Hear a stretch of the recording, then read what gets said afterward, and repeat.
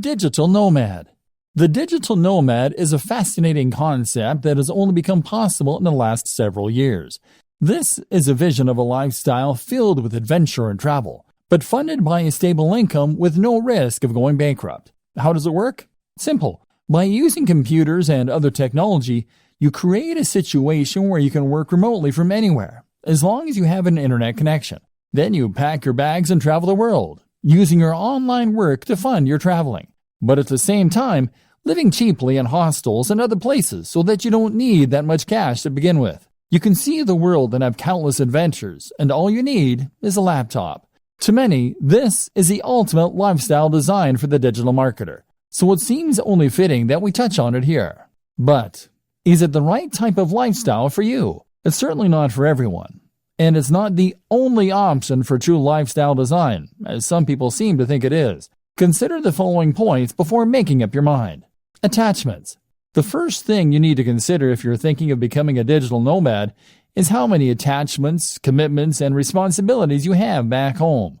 Technology might give you the freedom to travel the world in principle, but if it means leaving a girlfriend or boyfriend back home who might leave you, then it suddenly becomes a little less realistic. Likewise, you'll have to say goodbye to your friends and family for a while, which is hard for some people too.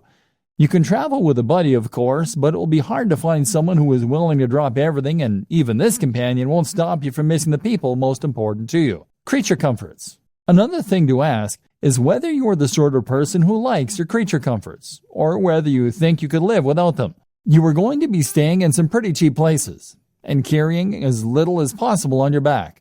So you should anticipate that you might have to go weeks without a shower sometimes, and that you'll rarely get a nice cup of tea the way you like it. Are you that guy or gal?